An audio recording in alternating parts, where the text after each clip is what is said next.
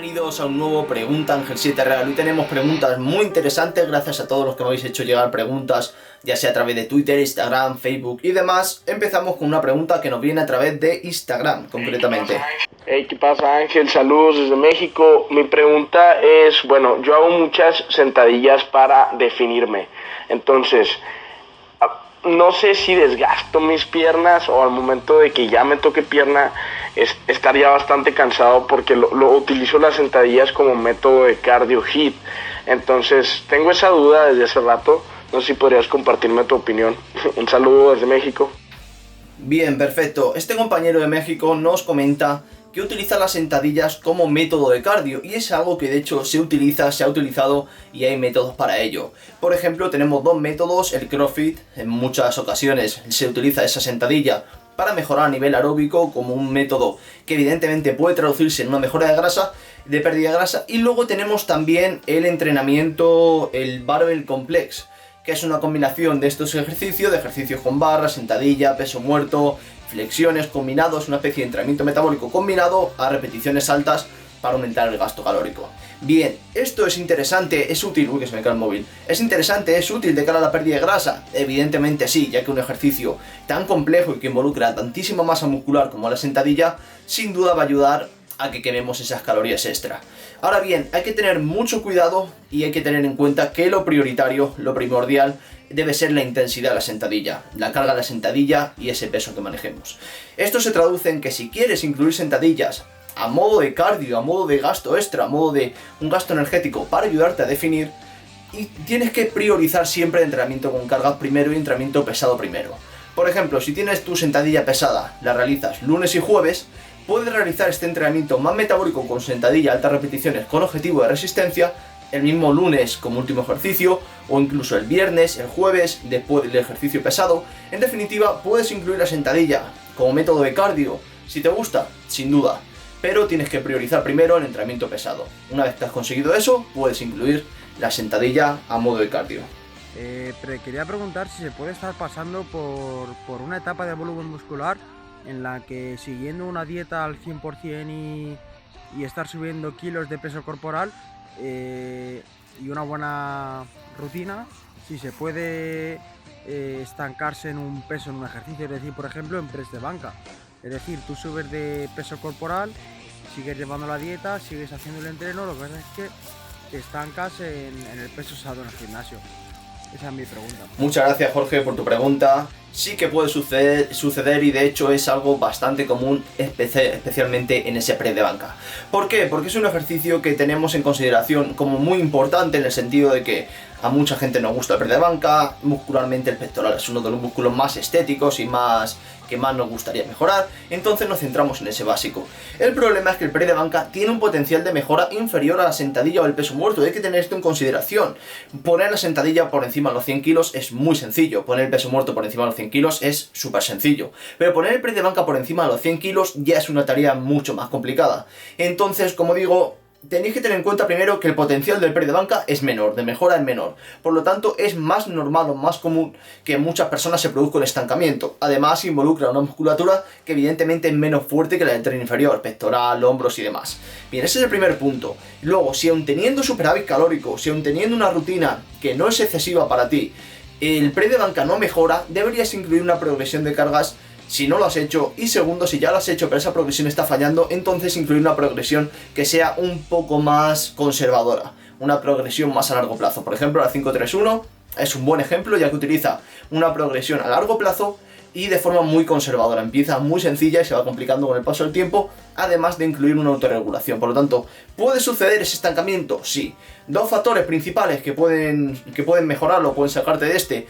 Primero, asegurarte que tu técnica es correcta.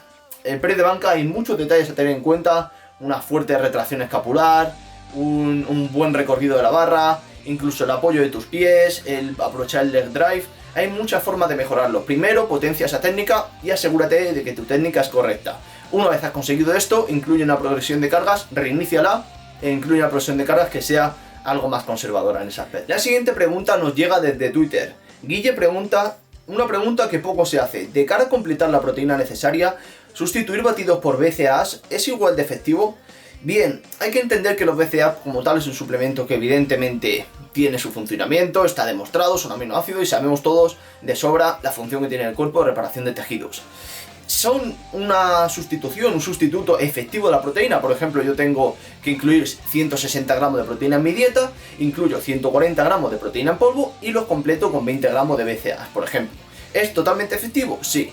Ahora bien, ¿es eficiente? En mi opinión, no, porque no solo vas a tener un suplemento que es más caro, sino que además incluso el sabor suele ser inferior, pero principalmente eso, a nivel de precio yo diría que no compensa el incluir esos aminoácidos extra en lugar de incluirlo en proteína en polvo.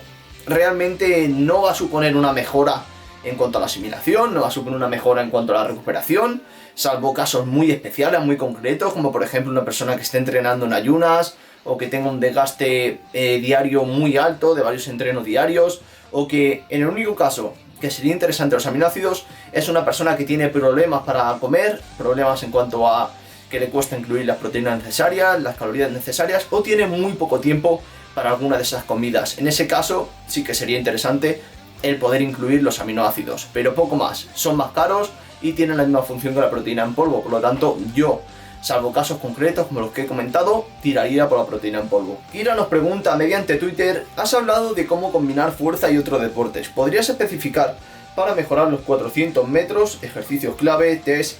Bien, Kira, lo primero es, como tú bien dices, que pruebes esos 400 metros, que hagas un test lo más real posible, haz un buen calentamiento porque es importantísimo a la hora de hacer sprints.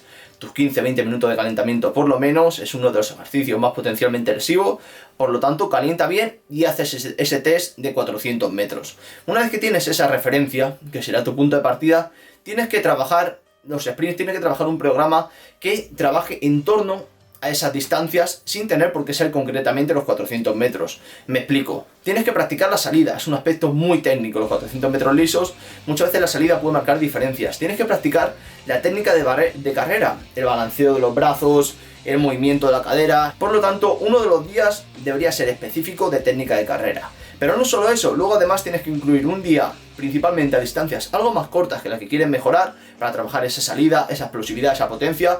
Por ejemplo, en el caso de los 400 metros que comentas, podrías trabajar algunos de los días a 100 metros lisos o incluso a 200 metros lisos, buscando mejorar esa velocidad, y un tercer día en el que buscaría mejorar distancias algo más largas que las que pretendo mejorar. En este caso, 400 metros lisos pretende mejorar, haría distancias de medio kilómetro, haría intervalos de cada minuto 100 metros durante 15 minutos, por ejemplo, buscando una combinación, un día un poco más intensidad, distancias más cortas, otro día más resistencia, distancias más largas, y pretender luego, junto a la técnica de carrera, mejorar esos 400 metros, que sería el objetivo final. Mi chica y yo nos pregunta vía Twitter: ¿qué frecuencia recomiendas en piernas para conseguir una buena hipertrofia? Bien, en general la misma que la mayoría de músculos del cuerpo, una frecuencia 2, funciona bien, funciona de sobra. De hecho, una frecuencia 3 en pierna, salvo que seas avanzado, tengas muy controlados los porcentajes a los que vas a trabajar, el volumen de entrenamiento y demás, yo recomendaría frecuencia 2. La mayoría de gente, principiantes e intermedios, frecuencia 2, sin duda.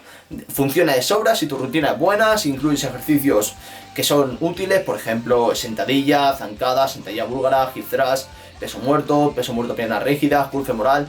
Con eso principalmente tendrías un entreno muy completo de piernas, prensa en el caso de objetivos estéticos, incluso extensión de cuádriceps en una pierna también se puede incluir puntualmente, y especialmente eso sería la base de entrenamiento de piernas, dividido en frecuencia 2, funciona perfecto la mayoría de personas. Ahora bien, cuando ya somos avanzados y queremos darle un punto más de mejora a esa hipertrofia, cuando ya necesitamos realmente ir un paso más allá para conseguir esa mejora, el incluir un tercer día, una frecuencia 3 puede ser interesante. Pero como digo, esto solo lo puede hacer un avanzado, ya que tienes que controlar muchísimo el volumen de entrenamiento y estar seguro de cuál es el volumen de entrenamiento en el que te mueves y que te va a permitir mejorar sin ser un estímulo excesivo. Por lo tanto, frecuencia 2 por lo general, principiantes intermedios, frecuencia 2 de sobra para mejorar, frecuencia 3 en el caso de un avanzado que quiere ir un punto más allá. Y hasta aquí esta pregunta Ángel 7 Real. Muchas gracias por todas las que me habéis enviado. Dejadme más preguntas a partir de ahora, ya sea en modo vídeo, en mensajes, a través de Facebook, Instagram, Twitter. Siempre que utilicéis ese hashtag voy a intentar responder vuestras preguntas en estos vídeos. Y os dejo una pregunta para vosotros: ¿cuál consideráis que es el grupo muscular más difícil de desarrollar en el gimnasio? A ver si nos ponemos todos de acuerdo y tengo curiosidad por ver qué opináis en ese aspecto. Gracias por estar ahí como siempre, nos vemos en el próximo vídeo. Un saludo.